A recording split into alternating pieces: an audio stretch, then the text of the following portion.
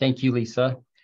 So welcome, everyone. I am Ken Williams, and this is the What's on Tap for CoSA 2023 webinar. And I'm the director of the Utah State Archives and Records Service, and I also serve as the Utah State Archivist. And I'm currently serving as the CoSA president. And I'm excited for this upcoming year of events and offerings from our organization. And this webinar that we do every year will provide you with an update of our organization's plans for the upcoming year, and will feature reports from our several working committees and CoSA leadership. So today's agenda, we'll first start with a welcome and overview from myself, and then we will go to reports from our several committees.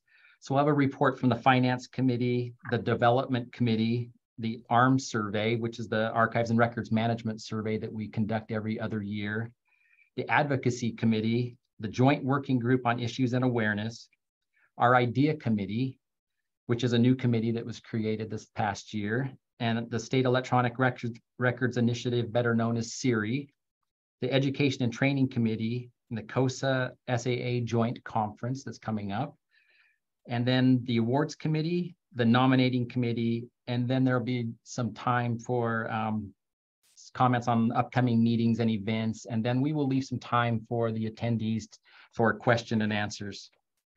So the speakers today will be myself and Joy Banks, who is our new executive director. Karen Gray and Ann Ackerson will be representing the Development Committee, and Veronica Martzall will be reporting on the ARMS survey. And Tim Baker and Catherine Newsom will be representing the Advocacy Committee. And Sarah Kuntz and Tom Roller will be reporting on the Joint Working Group on Issues and Awareness.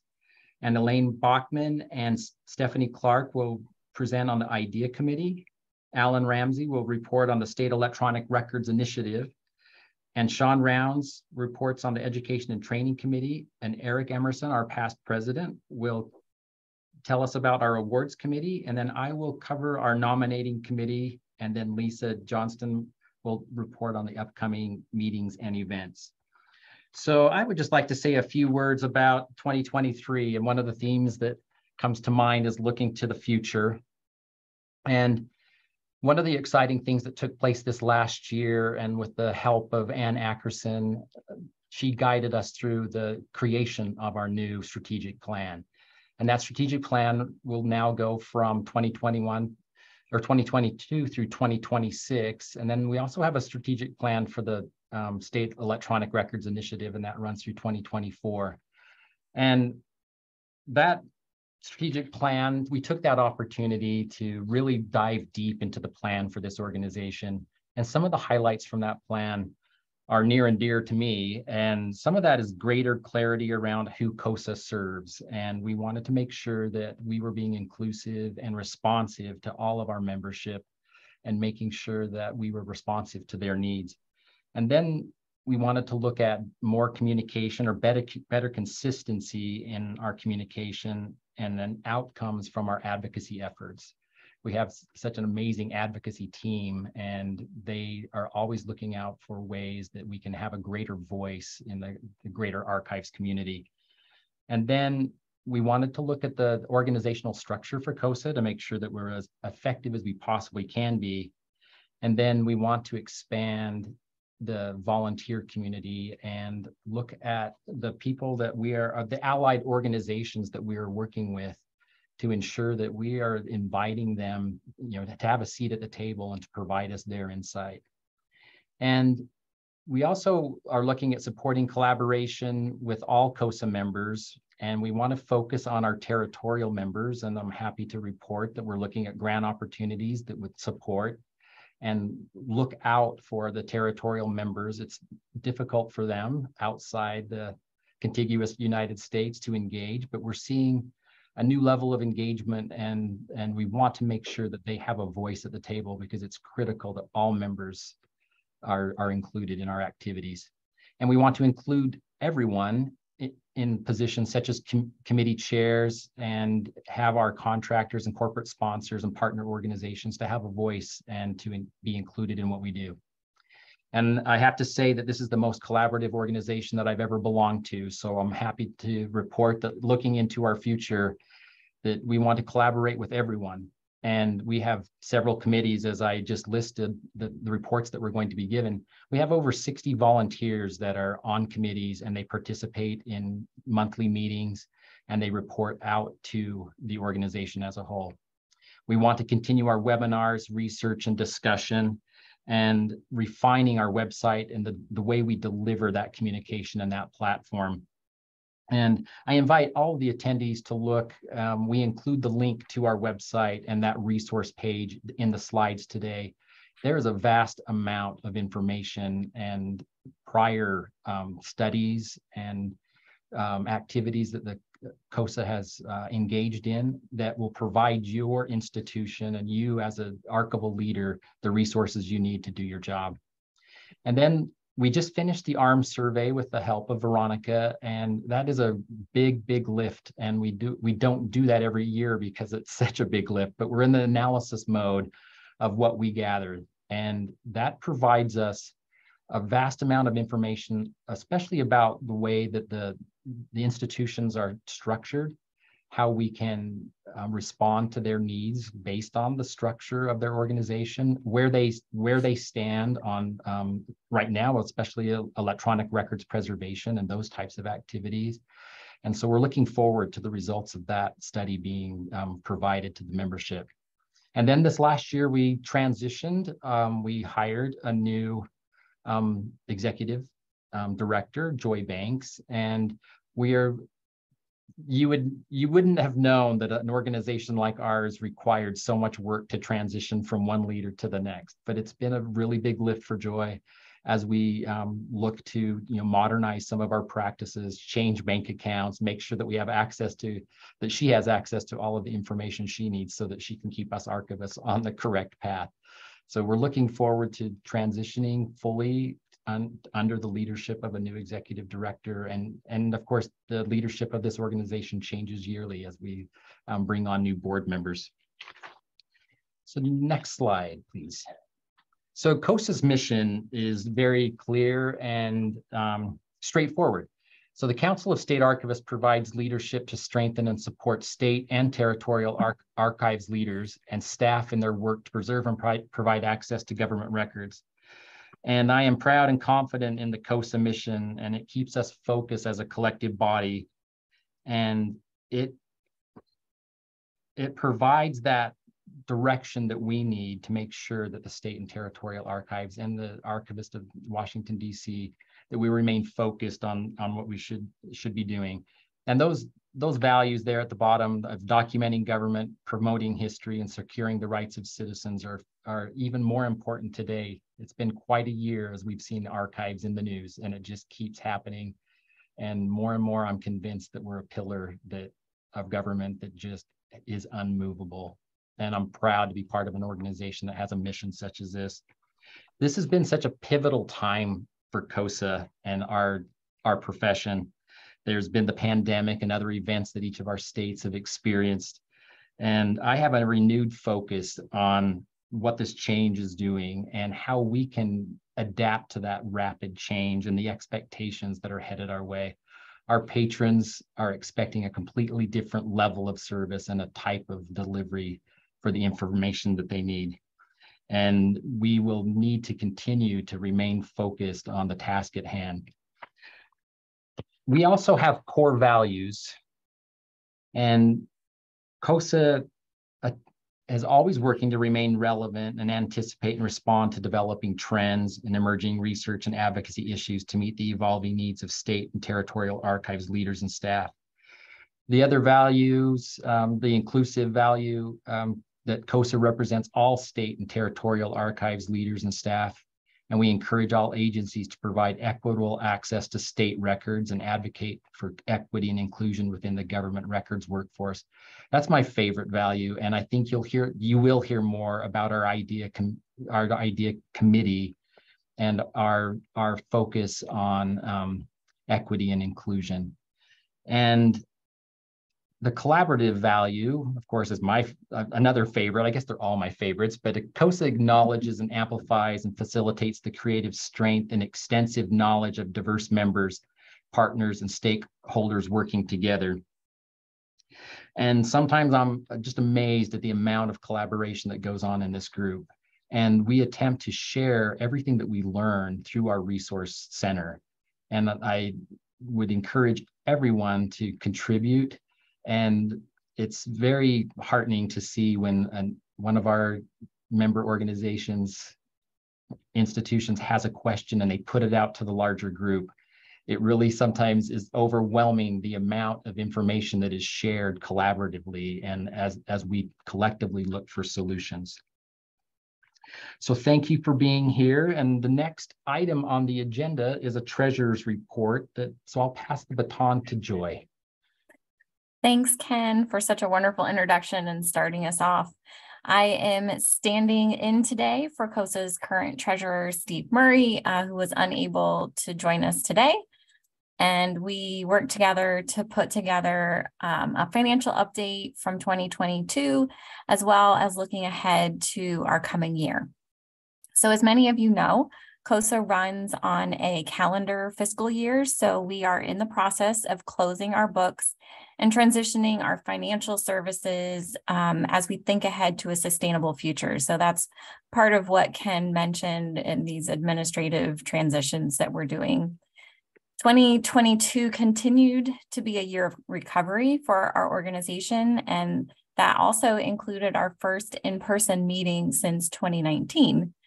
So our finances did reflect the return of meeting expenses, and 2022 was really a nice way to return to that process as we joined with BPE in Nashville at the Tennessee State Archives. And it helped us to sort of remember what those costs look like. We are also grateful to report a continuing trend in dues increases. We've tracked the last several years on this slide, and you'll note that in 2022, we had 49 institutions pay dues at just over $134,000. So we're almost back to our pre-pandemic dues levels and appreciate the continued investment of all of our members that you make in our mission and the work to document government, promote history, and secure rights. So next slide. In terms of our investments, 2022 was a tough year, but your finance committee and CoSA's financial advisors continue on course with what we continue to feel is a strong plan. So we had single-digit losses in 2022, and that shows the strength of our plan given double-digit losses for many other investment accounts. And our account has seen a lifetime gain of 17% since 2019, giving us an investment balance of around $250,000. This has allowed us to start thinking more about putting this money to work for CoSA and our community and placing us on a path to a more sustainable future. We have 2 active grants supporting the work of SERI, and as Ken mentioned, we are pursuing some new grant opportunities this year. Right now we have Prepare, which is funded by the University of Illinois, and we expect that to close out March 2023 after a brief no-cost extension. So expect to see a stellar final report from that project soon. I'm just so glad to be able to share that with you all soon. Backer, our IMLS funded grant for electronic records, will continue through July of 2024. Both of these grants together have supplemented our core contractor salaries and allowed us to hire additional contractors for the special aspects of each of these projects. So looking ahead to 2023 on the next slide, we will be revisiting the plan set forth in our pre-pandemic sustainability plan. Steve did want me to make sure that I drew your attention back to that. It was approved to carry us through 2018 to 2022, but the pandemic kind of derailed some of that work. We continue our commitment to what the organization called out in that work. And as such, we'll be examining our dues structure alongside our peer and mission-aligned organizations, continuing to build a healthy reserve fund for emergency situations, examining the diversification of our sponsor support, and thinking about new revenue streams. So if you have any ideas about any of that, please do let us know. And as always, if you have questions about CoSA's finances, feel free to reach out to Steve, myself, or any of the members of the Finance Committee. And next up, we have Karen Gray and Ann Ackerson for development. Okay, so hello, I'm Karen Gray, and thank you, Joy, for that. First, I'd like to thank everyone who was able to pay their dues for 2022. And the 2023 dues notices went out recently, and hopefully your institution can return those as soon as possible.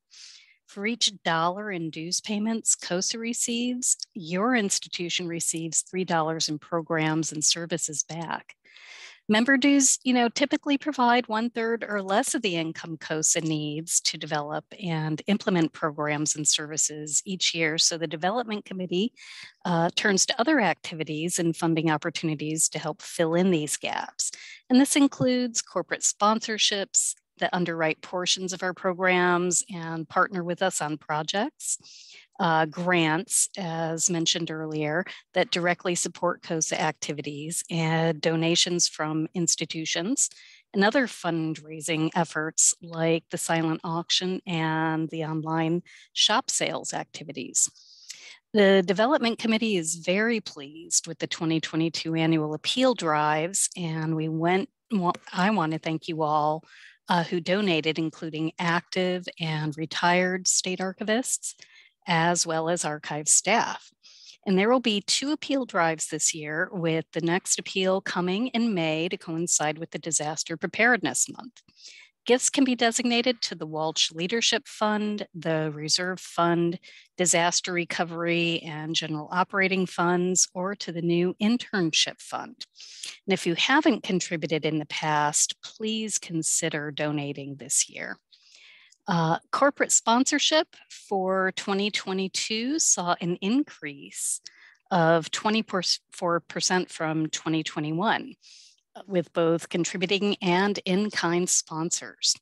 And we are looking for new sponsors. So if you think of any vendors that you work with that would be interested in CoSA, please contact a committee member or Ann or myself, and we will reach out to them. And this will be particularly helpful as we are looking to raise more money in order to meet our higher funding goals set in our strategic plan. So that is what I have for now. And we can pass it to Veronica Martzel for the ARM report. Hi, thank you so very much. I'm here today to give just sort of some preliminary feedback.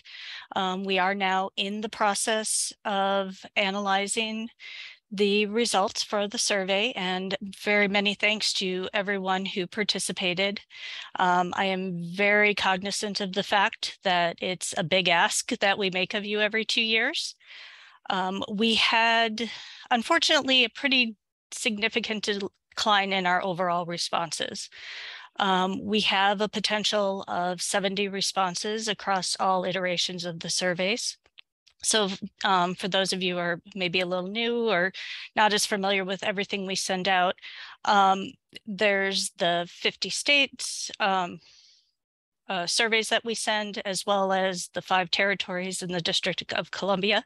But in addition to that, we also send out 14 additional surveys for those states that have separate records management programs that are not directly housed within the state archives. So we have a potential of 70 surveys that we can receive. We were definitely impacted with our response rate for the records management only survey, where this time we only received 4 of 14 potential responses in that regard. And we also had a fairly limited response by the territories. So I'm very heartened by Ken's earlier statement that they are making a concerted effort to reach out and support those institutions.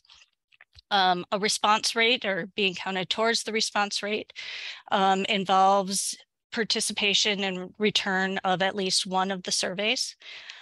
So that doesn't mean that you necessarily had to complete all of them to be included in this total.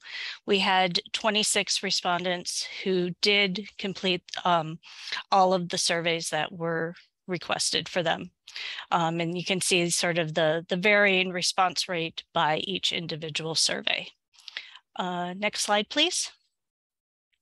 Just to give some thoughts as to what was a contributing factor to that.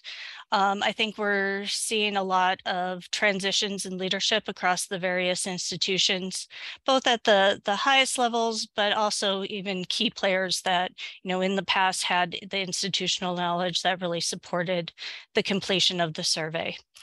We're also in a very different environment from the previous surveys. While the 2020 survey was sort of often in the middle of the pandemic, we're still coming out of that and dealing with the repercussions of that, and the allocation of resources that we're seeing is just different as we move forward. I will also take some responsibility for maybe some less socialization of the survey than we had previously. Certainly in FY 2020, at the start of that process, I was associated with the Massachusetts State Archives and had a little bit more flexibility to, reach out to individual states and participants and encourage them or survey them directly. That with having left sort of direct service to state archives was a little bit more difficult for this current survey. But then I think we also do need to take a look at some of our perennial issues that do make this, we do it every 2 years, and it's a heavy lift. We ask a lot of our respondents. I think, we see that we have the staffing and resource considerations, but also that it's often difficult for the various respondents to say, okay, what am I getting out of this survey? As individual respondents may use different criteria for their responses than a different respondent might use. I think over the past few years, we've done a lot of work to try and standardize that, but it continues to be a perennial problem of, we ask for statistics, and that's not how a particular respondent keeps their statistics. So it continues to be an evolving process, but I am pleased to say that we do have some really amazing longitudinal data, and I look forward to us really, hopefully in the analysis, being able to highlight that so we can really say that this survey is helpful not just to CoSA in their planning, but also to the individual state and territorial agencies as they're moving forward. So that would be my report, and I will pass it along to Tim and Catherine for advocacy. Thank you.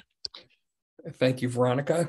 Hi, I'm Tim Baker. I'm the former archivist for Maryland, and I'll begin by just mentioning that we recently revised our advocacy agenda, which is essentially a statement of purpose, I guess, a very concise and articulate document, I think.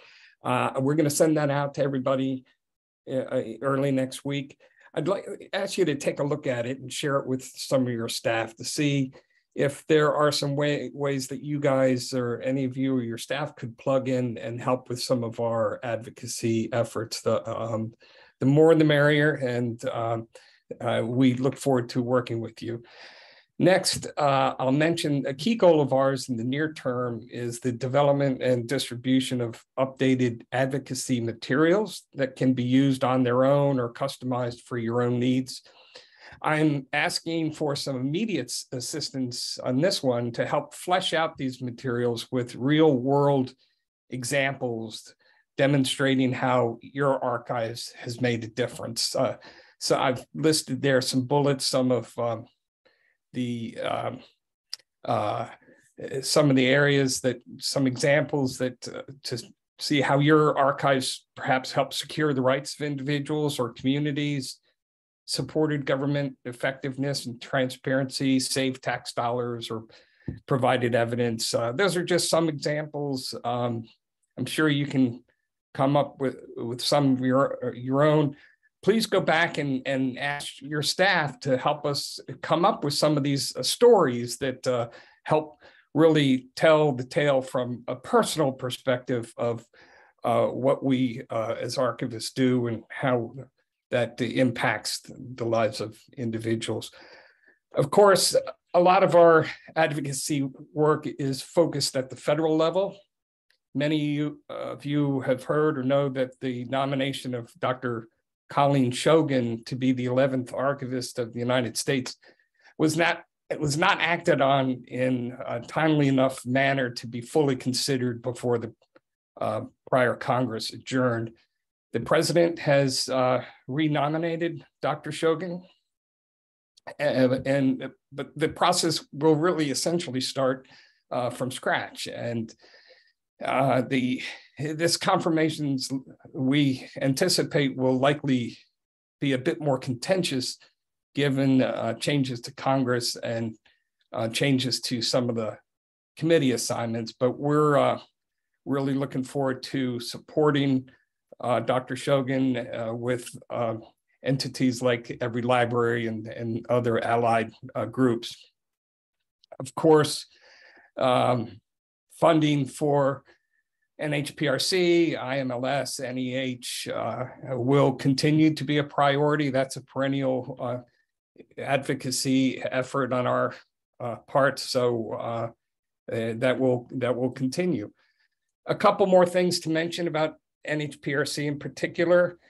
We will continue to press for staff vacancies there to be filled. And while we've always had friends serving as commission members on NHPRC, notably Eric Emerson, representing AASLH, we've never really had a CoSA member nominated to serve directly on the commission, but I'm pleased to say, or I think we are all pleased that we've recommended Dr. Darren Waters, Deputy Secretary of North Carolina's Office of Archives and History, and he will be assuming the role of AASLH representative. So that, I think that's good news.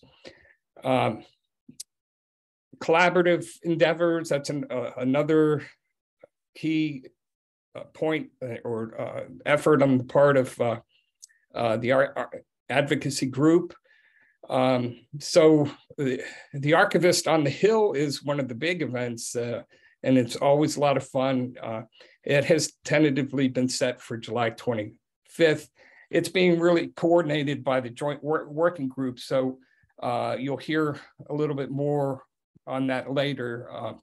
But the Advocacy Committee would really encourage you to help with this event. You don't necessarily have to lobby directly. You can help by playing a supporting role. And again, more on this a little bit later.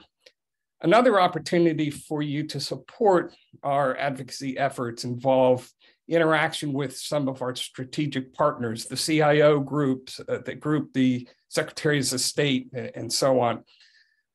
Joy does a great job in building, has done a great job in building relationships with these groups, but I'd encourage you to get out and get to know these groups or their representatives both in your state and beyond. And even if you can't get directly involved and participate in their meetings or conferences, stay in touch and try and monitor what particular issues are bubbling up. And if there's any questions that you think that CoSA can help address, bring them to our attention. So that's our report. Thank you. And I'm going to pass it over to Sarah and Tom. Thank you.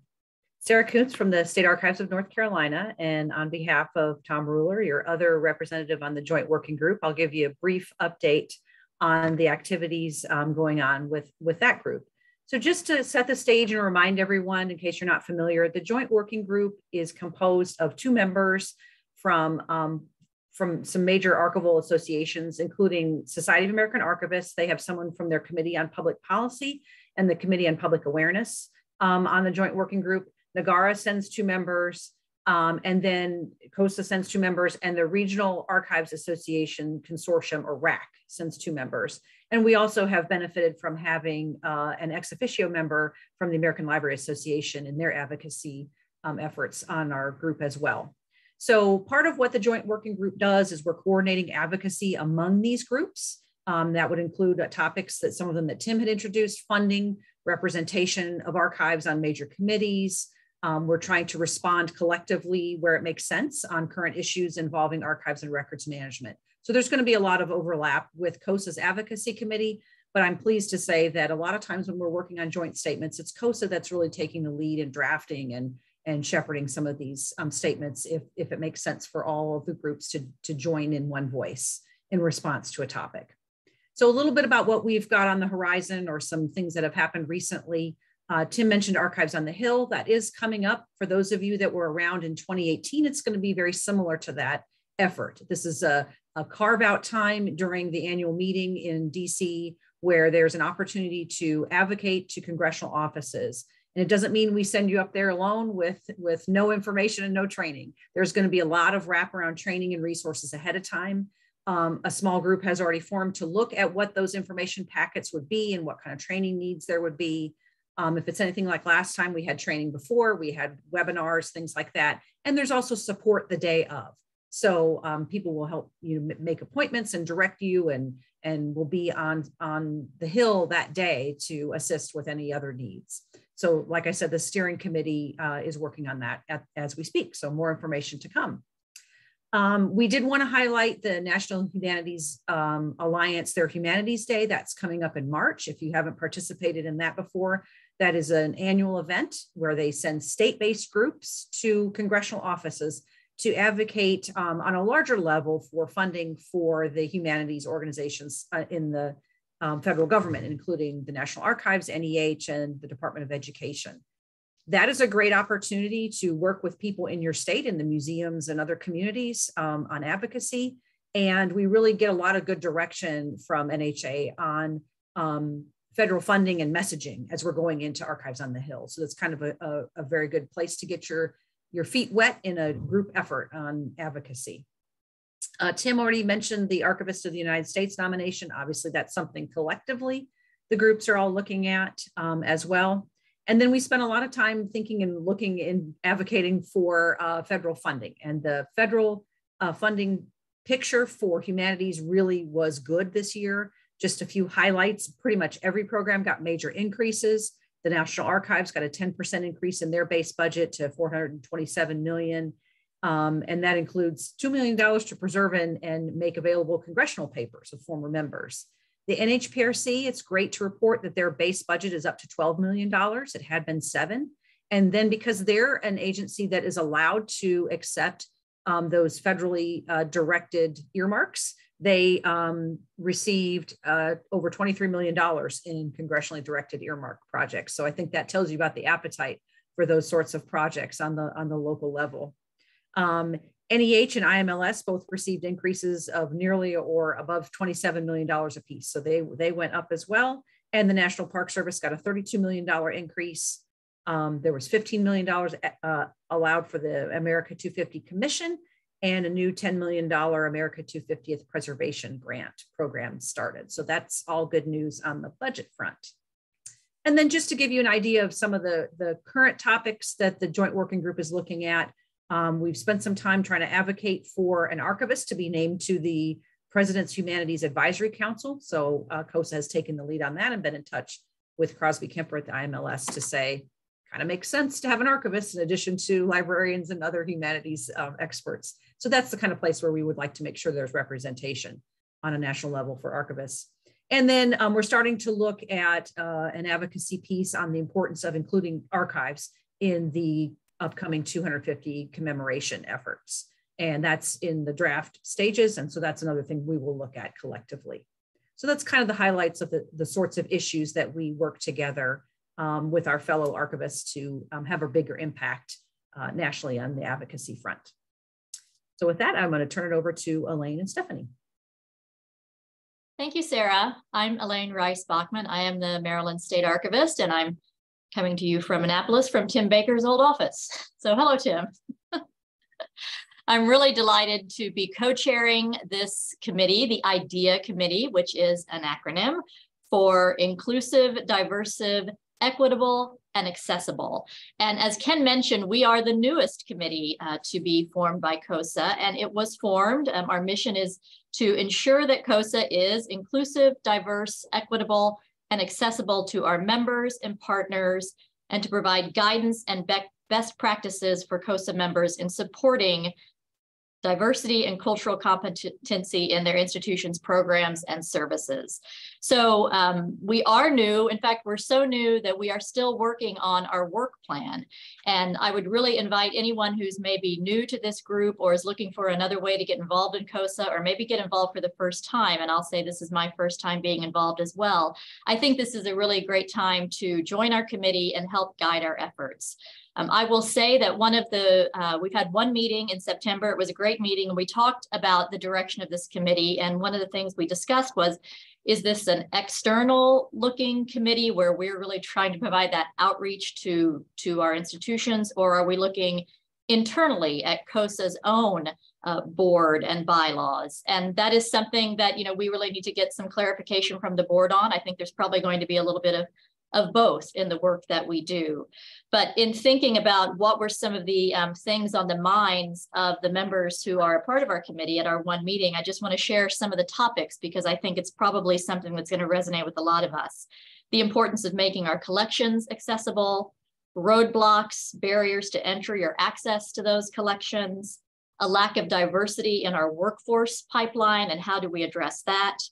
We want to collaborate closely with the CoSA Education Committee, look at internships, paid internships versus school credit internships, and really draw out, again, the stories from archivists to share the work that's being done. And I will just say that, I think I probably speak for most everyone on this call that we feel like we espouse the ideals of the IDEA Committee already in our work. But the fact that CoSA has formed this committee really publicly demonstrates CoSA's commitment to this. So I'm excited to form the direction of this committee and work with all of you. And I would really invite anyone who's interested in joining us to get in touch with either me or Joy. And with that, I will pass along to Alan and the SERI committee. Thank you, Elaine, and hello everyone. And I'm going to give you an update about the State Electronic Records Initiative. So as you've already heard, we have 2 grants going on. One is wrapping up and one is continuing through July of 2024. So building archival capacity for keeping electronic records is currently our cultural competency consultant, Helen Wong-Smith, is preparing a new round of training workshops that will take a deeper dive in this important topic. So you've probably seen a lot of the messaging around the cultural competency discussions, and this is just another way to get deeper down into the topic and to explore. And we'll also include some assignments to lead a development of implementation plans for your institutions and things that you can kind of sort of action items to take away. And Ann Ackerson has also been working with Helen and Joy and Nick on this as well. So as you've probably seen from the communications. So I just wanted to acknowledge Ann's role as well, and all of the participants. Thank you for being engaged and involved, and definitely stay tuned for more details about these training workshops in the coming weeks. Project consultant Nick Knizzo has been providing direct assistance to Maine and Puerto Rico with electronic records policies, email retention, and so forth. He's also reached out to a number of states. Some of you may be on the call today, but he'll be reaching out to more because the grant we put in there to provide direct assistance, so it could be helping just basic things to get you started. And we're looking especially at those institutions who on the digital preservation capability maturity model may have had a lower or middling score, and just sort of building your capacity and helping where we can. And so take advantage of Nick's expertise and the expertise of the group. And then we're also working, as you see, to update the State Electronic Records Preservation Framework, or as we call it, SERP framework. That is well underway, and it's looking, I think it was like 11 or 12 elements. We've, with Michelle and Nick and the rest of the SERI leadership, we've narrowed it down to 5 elements, and we're trying to keep it in line with other preservation frameworks out there. As Joy mentioned, Prepare is going to be issuing a publication really soon called Be Prepared, a comprehensive guide to managing and preserving email in state and territorial government. The publication is comprehensive as possible on the management of email research records in state and territorial government, and combines and contextualizes all of the data that's been going on in Prepare and other areas. So definitely prepare for that. Look for that, prepare for that. And then CoSA will also be partnering, because Prepare was a grant, sub-grant from University of Illinois, University of Illinois got an Andrew W. Mellon Foundation grant, and as a sub-grant. And so CoSA will be participating in the University of Illinois' email archives building capacity and community programs symposium that they're going to be doing later this spring. So if you've done any email work over the past few years and you'd like to highlight it or bring it to the group, definitely reach out to us, because we would like to have participation in this area. The SERI video series, definitely check that out. It's on the YouTube channel. You can find it under the playlist. These are very short videos around electronic records topics, such as bit rot, key concepts in digital processing, managing protected records, and a lot more. So definitely check that out. And Electronic Records Day, which has been led by CoSA for a number of years and held annually on 10/10. So keep that on your calendars.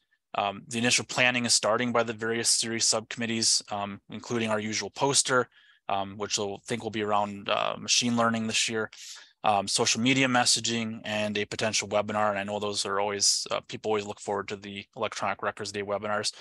So definitely stay tuned for more details on that in the future. If you go to the next slide, please. So the tools and resources is one of the subcommittees, so I'm not going to go through all of this, but they do support the grant initiatives. They are the ones who oversee the resource center. They make sure the links are still functioning, that if you submit something, it gets in there. So definitely if you have policies, procedures, workflows, anything that you've been working on, definitely submit them to the resource center and we can help with that. They also have been working on a CoSA digital repository, because we have one of the Preservic starter accounts. So that's kind of a space for them to for us to start bringing CoSA's digital records and get those preserved, and then make the transfer to North Carolina State Archives, which is CoSA's official archives. They're also, as I mentioned, one of their things this year is going to be machine learning and natural language processing. So they're really going to dive into that topic as their theme this year. And the co-chair of this subcommittee is Josh Hackle, and we are looking for another co-chair. So if anyone's interested, definitely reach out. Next slide, please. The others, so the Education Programming Subcommittee co-chairs are Catherine Behringer and Gwen Amsbury. They are working on the SERI webinars. We just did one earlier this month on what I believe it's titled, "What Can SERI Do for You?" If I got the title wrong a little bit, it's on the YouTube channel. Definitely check that out. It goes into a lot more of what SERI is going to be doing this year. It featured the co-chairs of the different committees, as sort of what the subcommittees do. Also, Becky Juleson walked us through the communities and the website, so definitely check that out. They have also been looking at different community. So we have in the website, we've got the community forums. So they've been looking at ways to create communities of practice. One of those is Archivists Who Code. So they've been working on that. And again, little education videos, really short ones on electronic records issues. And of course, helping out with Electronic Records Day and helping with supporting conference proposals and things of that nature. Next slide, please. And Advocacy and Outreach Subcommittee, which is co-chaired by Josh Hager and Catherine Giles. They've been working on looking at Twitter campaigns, so monthly and annual archives and electronic records initiatives, holidays, They also have been doing quarterly, so you see the quarterly topics, including cloud computing, and they'll be coming out with more quarterly topics. They also, the subcommittee did a really good job, really good starting analysis on sort of CoSA social media presence and sort of some of the things out there. So we've been looking at that as well, which has been great. And Catherine Giles really took a deep dive into a lot of that data to kind of give us a little bit of an overview on social media. They're also leading an unconference in May 18th. So look forward to that and more information on that in the future. And with that, I'm going to pass it off to Sean Rounds. All right, thanks, Alan. Well, it's my pleasure to talk with you today about the work of the Education and Training Committee. I co-chair the committee with Kathy Popovich. I'm happy to report that the committee offered a wide range of engagement and development opportunities in 2022 to hundreds of people. In fact, nearly 1,000 attendees through 22 CoSA member, CoSA NARA and SERI webinars. These covered a variety of topics, including restarting a SHRAB, preservation, disaster planning, and reparative description. And you're going to be seeing more of these webinars, of course, this coming year, is to be scheduled on the 4th Thursday of every month. Also in the works this year are more shop talks with our corporate sponsors. These sessions give our major sponsors a chance to connect with and to share with information directly with members. They aren't sales pitches. What they are showcases for their work and an opportunity for members to directly ask some questions. In 2022, we heard from AVP, Apex, Preservica, and Family Search. The first of this year's shop talks is going to be in April, and it's going to feature Ancestry. Another series that we are very pleased to be continuing this year is the In Conversation With interviews. This is a terrific series of pre-recorded video interviews led by Ann Ackerson, CoSA's Communication and Development Coordinator. These conversations focus on contemporary topics of wide interest to our profession. In 2022, there were sessions about reparative description, the archives of Puerto Rico, and the Illinois-Indiana State Archives cross-training program. So recordings of all of these are available on demand through the CoSA website, and I encourage you to check them out when you have a chance. Next slide, please. On the communication side, I just wanted to say a couple of words about the channels CoSA uses to share out information. I'm sure you're all familiar with the News Brief, CoSA's monthly newsletter, which is a great way to keep up with CoSA's activities all in one place, as well as news of interest to members and links to our sponsors and those sort of timely information. And, you know, I just want to say that I get a lot of newsletters in my inbox, and the CoSA one is the one that I always look forward to because there's new information and it's consistently well written. So check it out if you haven't. CoSA also, of course, makes good use of social media to share out news items, news snips, and CoSA's blog as well, which allows space for longer discussions. So if you're interested in being a contributor to any of these, please let us know. We're always happy to involve more folks. Next slide, please. So mark your calendars for these upcoming events. The next one is February 23rd. It's a CoSA NARA webinar. That's going to be the first one of our year of those in that series. March is all about advocacy, so we're looking forward to hearing from that group. April is going to be building a new archives facility panel, and that is part one of a multi-part webinar idea that we had about building or remodeling state archives facilities. We've gotten a lot of interest on that topic, and so I'm hoping that you'll join us for that. If you'd like to participate in any of these or have some particular take on this topic that you'd like us to see addressed, please let us know. I say go ahead and add all of these to your calendar right now because you're going to want to join us. Registration is available on the CoSA website. I think at least the February and March ones are probably open, but go ahead and register for them now so they get on your calendar that way as well. The sessions are all recorded and available on demand. So if you do happen to miss a session, come on back and see it after the fact. And if any of what you've heard me just cover very quickly today has piqued your interest or sparked an idea for a topic, if you're interested in volunteering for a webinar, if you'd like to volunteer to talk about your state archives at the Shop Talk session we're planning for the fall, or if you'd like to join the committee, please reach out and let us know because we'd love to have you involved. We'd welcome you. Put your ideas into action and join our committee. So with that, I'm going to say thank you very much, and I'll turn things over to Joy. Thanks, Sean. So continuing the theme of education, I wanted to give a quick update about our CoSA-SAA Joint Conference this year. I'm standing in for our two representatives on this year's Program Planning Committee, who are Lopez Matthews of DC and Catherine McBrien of Maine. So Lopez and Kate are actually in their last day of a 3-day long program planning meeting with their SAA colleagues, and sent a quick report to me this morning. They are CoSA's voices alongside the representatives of SAA and advocating for sessions of greatest interest to CoSA's communities. They're also working to be sure to infuse throughout the planning that this will be a joint meeting between our two organizations and really trying to share the theme of work in common, work toward commons, which is such an ideal theme for government agencies that have the responsibility of giving the accountability to the public for government activities and being the keeper of our records. So we will be gathering in DC in late July, and full plans are still emerging as we've been returning to in-person meeting planning. We are still working through how to host a responsible meeting that will meet our goals and still fit within our budget.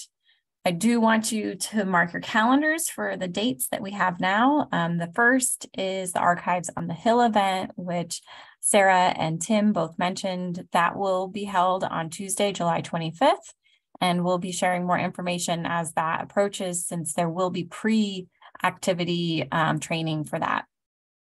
We really do hope to have a strong showing from our CoSA members. Our CoSA activities will take place primarily on Wednesday, July 26th and Thursday, July 27th. We do expect that our working session will have some of the NARA staff joining us to really create a dynamic opportunity to share ideas across the states, territories, and federal agencies. So then the joint program will begin Thursday and run through Saturday, July 29th. We've included the websites that are both on CoSA and SAA, and expect more information soon from us. And with that, I will pass this to Eric. Thank you, Joy. I'm Eric Emerson, Director of the South Carolina Department of Archives and History and immediate past president of CoSA. And it's my distinct honor to serve as the chair of the Awards Committee for this year. CoSA has 6 awards that it gives annually, and I want to go over them with you briefly, 2 of which are named for Victoria Irons Walsh, who was such a pivotal member of our organization and a wonderful state archivist. The first award is the Victoria Irons Walsh Leadership Award, and that recognizes sustained leadership and outstanding contributions of an individual or institution to the development of state and territorial archives, or to CoSA. The second award is the Victoria Irons Walsh Emerging Leader Award. And this award encourages the development of an emerging leader in state and territorial archives by providing funds for that person to attend leadership training. The third award is the Advocacy for Archives Award. And this award acknowledges an individual or organization that's made significant contributions to the efforts of state and local governments to ensure the preservation and availability of the American historical record. CoSA also offers Rising Stars Awards, which acknowledge outstanding contributions by individual staff members.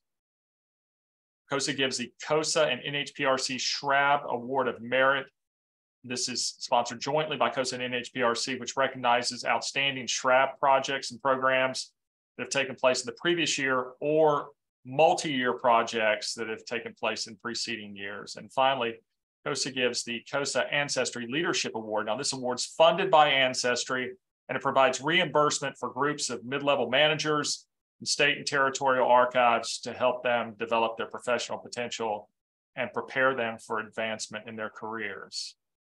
As part of the awards committee's remit for this year, we've looked at applications and we've simplified those applications, shortened them substantially. The applications for these awards require far less information from the application than in the past, and we hope this will induce you to apply for these awards.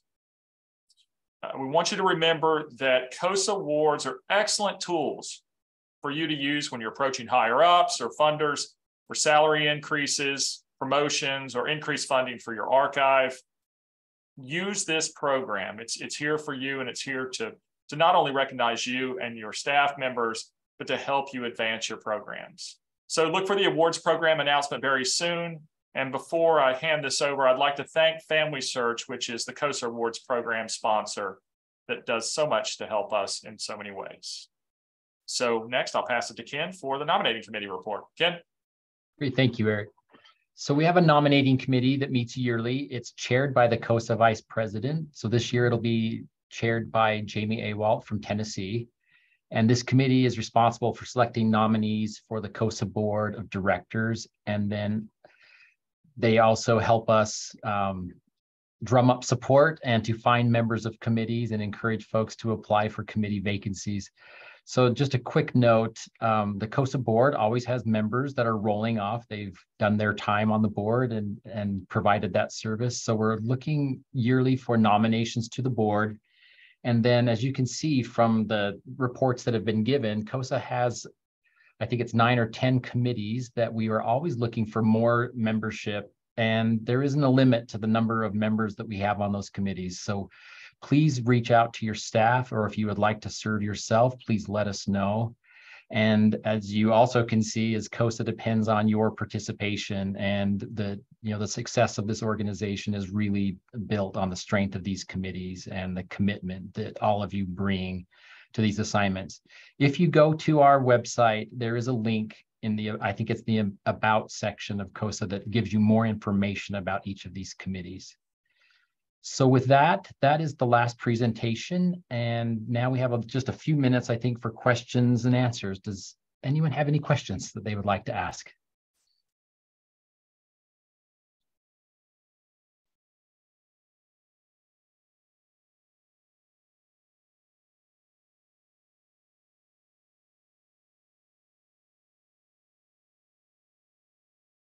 Looks like a quiet group today, Lisa. We filled the hour.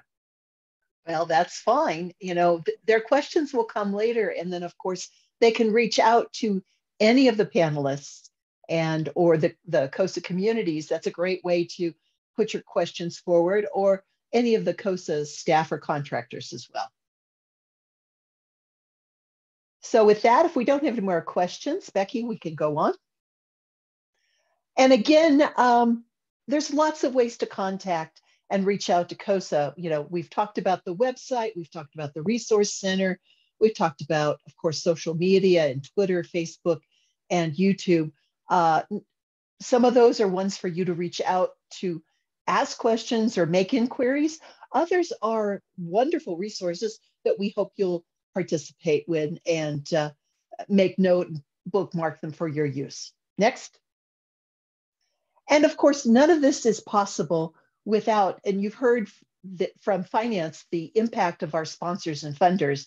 And so this is just a shout out to our 2022 sponsors and fundraisers. Without them, we would not be able to do the work that CoSA does. So we thank them and appreciate their help in making CoSA a better organization. Next. And with that, we are done. And we'd like to thank you all for joining us today. President Ken, do you have any other words for us? If I could unmute. No, just thank you. And thank you for everyone presenting and attended today. We look forward to our continued work together. Thank you. Thank you, everyone. We'll see you at the next CoSA event. Thanks, everybody.